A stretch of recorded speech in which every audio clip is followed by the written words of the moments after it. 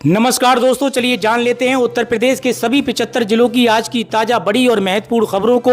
लेकिन उससे पहले वीडियो को लाइक कमेंट जरूर करें और साथ ही ये भी बताएं कि आप इस वीडियो को किस जिले, शहर या गांव से देख रहे हैं। यूपी में आज से 16 अगस्त तक कई जिलों में भारी बारिश का अलर्ट, मौसम विभाग ने जारी की चेतावनी। उत्तर प्रदेश में मानसून एक बार फिर से जोर पकड़ने वाला है। मौसम विभाग ने 11 से 16 अगस्त तक कई जिलों में भारी बारिश का अलर्ट जारी किया है। 13 अगस्त तक कुछ इलाकों में तेज बरसात के आसार हैं, जबकि अधिकांश जिलों में गरज चमक और बिजली गिरने का खतरा भी रहेगा। यूपी वालों को अब व्हाट्सएप पर आएगा गाड़ियों का चालान, देश भर में पहला राज्य बना। उत्तर प्रदेश में वाहन चालकों को अब व्हाट्सएप के जरिए भी चालान मिला करेंगे। परिवहन विभाग ने 10 अगस्त से चालान वसूली के लिए एक नई व्यवस्था शुरू कर दी है। इस व्यवस्था में चालान भुगतान में आसानी होगी और समय पर जानकारी मिल सकेगी। पहले चरण में 14 लाख से अधिक लोगों को व्हाट्सएप पर संदेश भेजे जाएंगे। ऐसा करने वाला उत्तर प्रदेश देश का पहला राज्य बन गया है। उत्तर प्रदेश सहित पूरे देश में चुनाव आयोग ने रद्द की 334 राजनीतिक दलों की मान्यता, 476 दलों की समीक्षा शुरू। चुनाव आयोग ने देश के उन 476 गैर मान्यता प्राप्त राजनीतिक दलों को अपनी सूची से हटाने की तैयारी कर रहा है, जिन्होंने पिछले 6 सालों में एक भी लोकसभा या विधानसभा का चुनाव नहीं लड़ा है। यूपी पुलिस एसआई भर्ती पर बड़ा अपडेट, इसी हफ्ते जारी होगा नोटिस। यूपीपी आरपीबी ने दी जानकारी। उत्तर प्रदेश भर्ती एवं प्रोन्नति बोर्ड ने एसआई भर्ती के संबंध में महत्वपूर्ण अपडेट साझा किया है। बोर्ड ने बताया कि एसआई एवं समकक्ष के 4543 पदों पर भर्ती के लिए ओटीआर प्रक्रिया चालू है। इसमें अभी तक 2.5 लाख से अधिक अभ्यर्थियों ने अपना पंजीकरण करा लिया है। इसके साथ ही भर्ती बोर्ड ने आवेदन हेतु विज्ञप्ति का प्रकाशन करने के समय पर भी जानकारी साझा की है। यूपी के फतेहपुर में मकबरे पर भगवा लहराया, बवाल, पथराव, तोड़फोड़, हिंदू संगठनों का मंदिर होने का दावा, सड़क पर जाम लगाकर हनुमान चालीसा पढ़ी। उत्तर प्रदेश में संभल के बाद अब फतेहपुर में मस्जिद मंदिर का विवाद शुरू हो गया है। यहां सोमवार सुबह करीब 10 बजे अचानक बजरंग दल, हिंदू महासभा समेत कई हिंदू संगठनों के 2000 लोग ईदगाह में बने मकबरे पर पहुंच गए। पुलिस ने पहले से मकबरे के चारों तरफ बैरिकेडिंग कर दी थी, लेकिन लाठी डंडे से लैस हिंदू संगठनों के कार्यकर्ताओं ने मकबरे को मंदिर बताकर तोड़फोड़ करना शुरू कर दी। कुछ युवकों ने मकबरे की छत पर चढ़कर भगवा झंडा भी लगा दिया। सपा विधायक अतुल प्रधान कावड़ लेकर पहुंचे विधान भवन, पाठशाला की मांग। समाजवादी पार्टी के विधायक अतुल प्रधान विधान भवन में कावड़ लेकर पहुंच गए। अतुल प्रधान की इस कावड़ के एक छोर पर डॉक्टर भीमराव अंबेडकर की फोटो और दूसरे छोर पर डॉक्टर राम मनोहर लोहिया की फोटो लगी थी। साथ ही अपनी मांगों को अतुल प्रधान ने कावड़ पर लगे पोस्टर पर लिखा। इनमें से एक पर लिखा हमें चाहिए पाठशाला, एक पर लिखा नहीं चाहिए मधुशाला। कुशीनगर में नाबालिग के अपहरण, जबरन धर्मांतर और दुष्कर्म का सनसनीखेज मामला, आरोपी गिरफ्तार। उत्तर प्रदेश के कुशीनगर जिले के कसाया थाना क्षेत्र के बारबा बाजार से एक चौंका देने वाला मामला सामने आया, जिसमें एक नाबालिग हिंदू लड़की के अपहरण, जबरन धर्मांतर और दुष्कर्म का आरोप लगा है। पुलिस ने इस मामले में मुख्य आरोपी शमसुद्दीन को गिरफ्तार कर लिया है और पीड़िता को बरामद कर लिया गया है। पीएम फसल बीमा योजना, 35 लाख किसानों के खाते में आए 3,900 करोड़, ऐसे चेक करें अपना स्टेटस। पीएम फसल बीमा योजना के तहत 35 लाख किसानों के खाते में पैसा ट्रांसफर कर दिया गया है। अगर आपके मोबाइल नंबर पर मैसेज नहीं आया है तो आप ऑफिशियल पोर्टल पर जाकर चेक कर सकते हैं। पोर्टल पर फार्मर कॉर्नर में जाना होगा, यहां अपने रजिस्टर्ड मोबाइल नंबर से लॉगिन करें। किसान क्लेम स्टेटस या एप्लीकेशन स्टेटस में जाएं, जो जानकारियां मांगी गई हैं उसे भरें। आपके खाते में पैसा आने की तारीख और ताज़ा जानकारी सामने आ जाएगी। विधानसभा चुनाव 2027 की तैयारी में जुटी बसपा, पंचायत चुनाव के लिए बनाई ये रणनीति।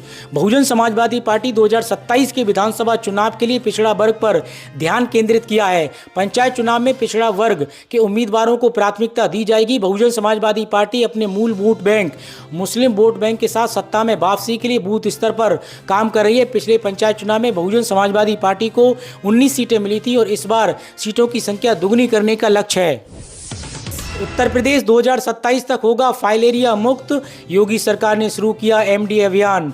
योगी सरकार प्रदेश को वर्ष 2027 तक फाइलेरिया मुक्त बनाने के लिए युद्ध स्तर पर काम कर रही है। इसी के तहत प्रदेश में 27 जिलों के 195 ब्लॉक लिम्फेटिक फाइलेरियासिस के उन्मूलन के प्राथमिक उद्देश्य से व्यापक सार्वजनिक दवा सेवन एमडी अभियान शुरू किया गया है। इन जिलों में जनप्रतिनिधियों ने दवा खाकर अभियान की शुरुआत की है।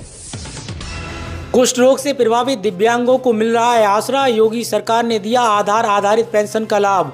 कुष्ठ रोग के कारण दिव्यांग हुए व्यक्तियों के लिए संचालित कुष्ठावस्था पेंशन योजना के तहत प्रत्येक लाभार्थी को प्रति माह 3,000 रुपये दिए जा रहे हैं। पिछले 3 वर्षों में 34,994 कुष्ठ रोगियों को इस योजना का लाभ मिला है, जबकि वित्तीय वर्ष 2025-26 के लिए पहली तिमाही में 12,692 लाभार्थियों को आधार आधारित प्रणाली से भुगतान किया गया है। इसी क्रम में दिव्यांग भरण पोषण अनुदान योजना के तहत 3,86,102 दिव्यांगजनों को पिछले 3 वर्षों में प्रति माह 1,000 रुपये की पेंशन दी गई है। इस वित्तीय वर्ष की पहली तिमाही में 11,32,244 दिव्यांगों को राशि सीधे उनके बैंक खातों में हस्तांतरित की गई है। योगी सरकार का लक्ष्य वर्ष 2026 तक सभी प्राथमिक विद्यालयों में संचालित हों बाल वाटिकाएं। उत्तर प्रदेश में वर्तमान में 1,11,621 प्राथमिक और कंपोजिट विद्यालय संचालित हैं, जिसमें से 70,494 प्राथमिक व कंपोजिट विद्यालयों के परिसर में लो लोकेटेड आंगनबाड़ी केंद्र संचालित हैं। यहाँ बाल वाटिका का संचालन हो रहा है। शेष 41,127 प्राथमिक और कंपोजिट विद्यालयों में आंगनबाड़ी केंद्र नहीं है, यहाँ भी बाल वाटिकाओं का संचालन किया जाएगा। बेसिक शिक्षा विभाग ने प्रदेश के सभी प्राथमिक विद्यालयों में 3 से 6 वर्ष के बच्चों के लिए बाल वाटिका 3 UKG शुरू करने की तैयारी तेज कर दी है। योजना के तहत वर्ष 2026 तक बेसिक शिक्षा परिषद के सभी प्राथमिक कंपोजिट विद्यालयों में पूर्व प्राथमिक शिक्षा का संचालन होगा। किसान भाइयों के लिए जरूरी खबर, खरीफ की फसल बीमा कराने की अंतिम तिथि बढ़ी। किसानों के हित में प्रधानमंत्री फसल बीमा योजना के तहत खरीफ की फसलों के बीमा की अंतिम तिथि 14 अगस्त तक बढ़ा दी गई है। धान, बाजरा, मक्का और कपास जैसी फसलों को शामिल किया गया है। किसान नजदीकी CSC केंद्र पर जाकर बीमा करवा सकते हैं। बीमा के लिए आधार कार्ड, बैंक पासबुक और भूमि रिकॉर्ड जैसे दस्तावेज आवश्यक हैं। बता दें कि रबी की फसल यानी सर्दियों की फसल के लिए जिन किसानों ने बीमा कराया था, फसलों का नुकसान होने के बाद क्लेम किया था, उनके खातों में आज पैसा भेज दिया गया है। फेसबुक पर एक जैसा मैसेज क्यों लिख रहे हैं लोग, क्या कुछ नया होने वाला है? आजकल फेसबुक पर एक खास किस्म का पोस्ट हर किसी के वॉल पर दिखाई दे रहा है।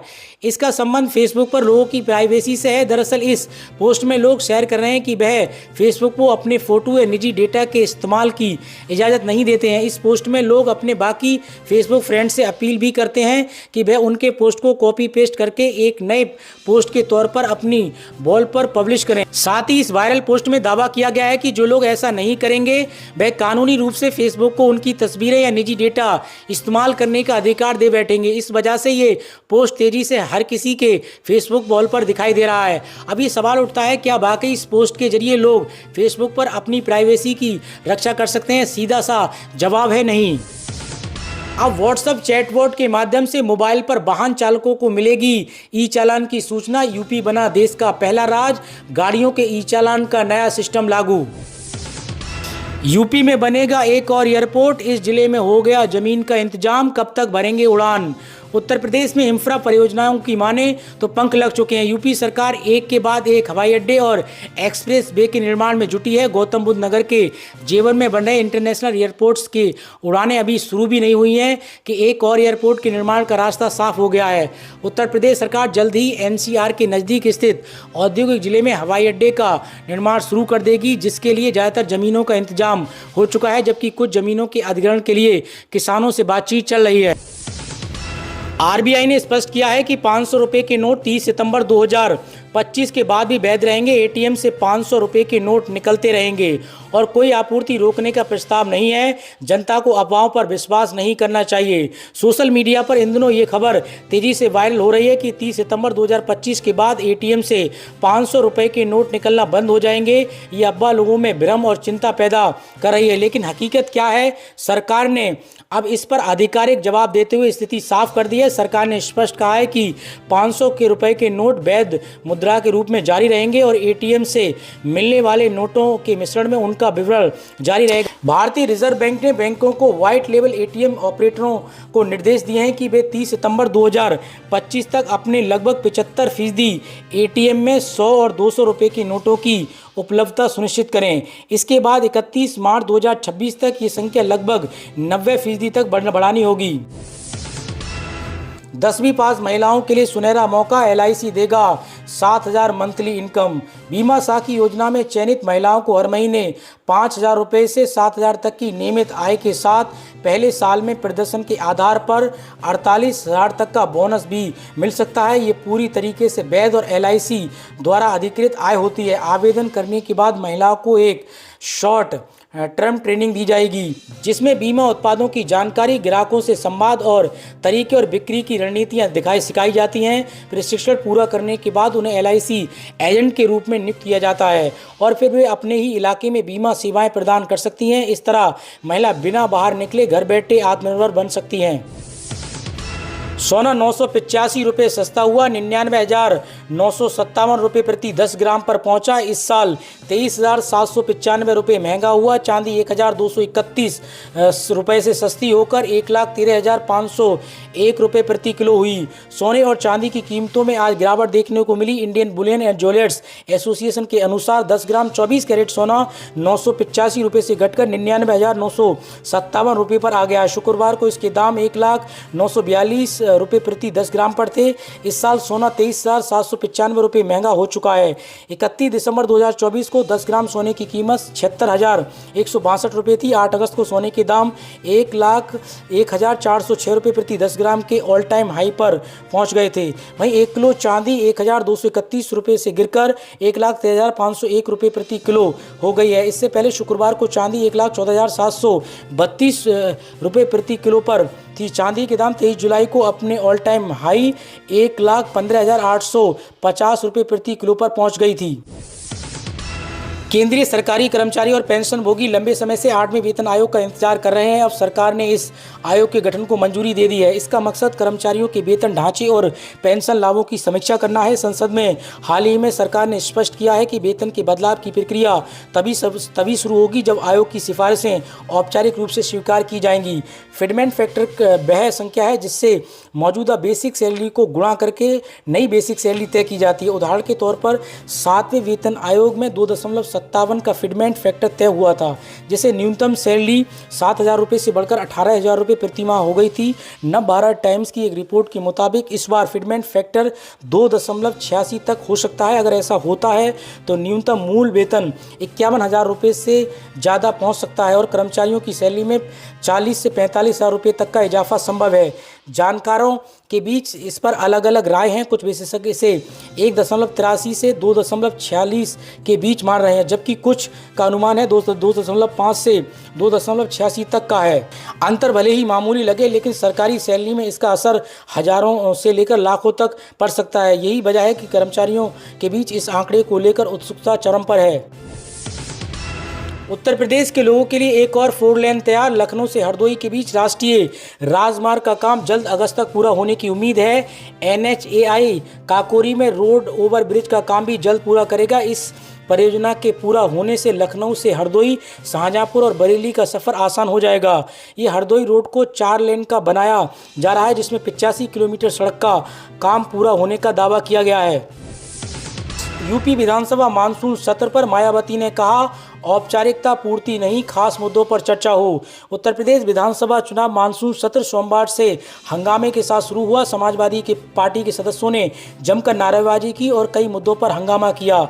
सत्र शुरू होने से पहले मीडिया में और सोशल मीडिया पर भी विपक्षी नेताओं ने बयानबाजी की। इसी बीच बहुजन समाजवादी पार्टी की सुप्रीमो मायावती ने भी सोशल मीडिया पर एक पोस्ट करते हुए सरकार को नसीहत दी। उन्होंने योगी सरकार से कुछ खास मुद्दों पर चर्चा करने की मांग की। मायावती ने कहा कि मानसून सत्र औपचारिक पूर्ति वाला ना हो, देश हित के खास मुद्दों पर चर्चा हो।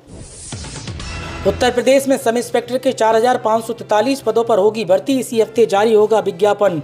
उत्तर प्रदेश पुलिस में भर्ती को लेकर बड़ी खबर है। उत्तर प्रदेश पुलिस भर्ती एवं प्रोन्नति बोर्ड सब इंस्पेक्टर के 4,543 पदों पर भर्ती प्रक्रिया शुरू करने जा रहा है। भर्ती बोर्ड की ओर से इस बारे में सोशल मीडिया प्लेटफॉर्म X पर इसकी जानकारी दी गई है। भर्ती बोर्ड के परीक्षा नियंत्रक की ओर से बताया गया है कि उत्तर प्रदेश पुलिस में उप निरीक्षक, नागरिक पुलिस एवं समकक्ष पदों की सीधी भर्ती 2025 के कुल 4,543 पदों पर भर्ती के लिए वन टाइम रजिस्ट्रेशन की प्रक्रिया चल रही है, जिसमें 2.5 लाख से अधिक संभावित अभ्यर्थियों ने अपना पंजीकरण करा लिया है। इसी हफ्ते जारी होगा भर्ती का विज्ञापन। भर्ती बोर्ड की ओर से कहा गया है कि ऑनलाइन आवेदन के लिए इसी सप्ताह आवेदन जारी किया जाएगा। ये विज्ञापन भर्ती बोर्ड की वेबसाइट पर अपलोड किया जाएगा। वोटर वेरिफिकेशन के खिलाफ विपक्ष का मार्च, राहुल, प्रियंका, अखिलेश को हिरासत में लिया गया। 2 घंटे बाद छोड़ा। प्रदर्शन के दौरान 2 महिला सांसद बेहोश हुईं। वोटर वेरिफिकेशन और चुनाव में वोट चोरी के आरोप पर विपक्ष के 300 सांसदों ने सोमवार को संसद में चुनाव आयोग के ऑफिस तक मार्च निकाला। इस दौरान लोकसभा में विपक्ष के नेता राहुल गांधी, प्रियंका गांधी, अखिलेश यादव समेत कई विपक्षी सांसदों को हिरासत में लिया गया। पुलिस ने उन्हें संसद मार्ग पुलिस स्टेशन ले गई, जहां 2 घंटे के बाद रिहा कर दिया गया। हिरासत में लिए जाने के बाद राहुल गांधी ने कहा, ये संविधान बचाने की लड़ाई है, ये एक व्यक्ति एक वोट की लड़ाई है, इसलिए हमें साफ वोटर लिस्ट चाहिए। वहीं प्रियंका गांधी ने कहा कि ये सरकार डरी हुई है और कायर है। मार्च के दौरान अखिलेश यादव ने बैरिकेडिंग फांदकर आगे बढ़ने की कोशिश की। जब सांसदों को आगे नहीं जाने दिया गया तो वे जमीन पर बैठ गए। प्रियंका, डिम्पल समेत कई सांसद वोट चोर, गद्दी छोड़ के नारे लगाने लगे। प्रदर्शन के दौरान टीएमसी सांसद मैताली बाग और महुआ मोइत्री की तबीयत बिगड़ गई, बेहोश हो गई। राहुल गांधी और अन्य सांसदों ने उनकी मदद की। इससे पहले दोनों सदनों में इस मुद्दे पर भारी हंगामा हुआ। समाजवादी पार्टी के नेता अखिलेश यादव ने किया बड़ा ऐलान, महिलाओं के सम्मान व जीवन निर्वहन के लिए समाजवादी पेंशन की व्यवस्था करेंगे। बस एक क्लिक में मिलेगी यूपी के प्राचीन मंदिरों की पूरी जानकारी। योगी सरकार बना रही है खास पोर्टल।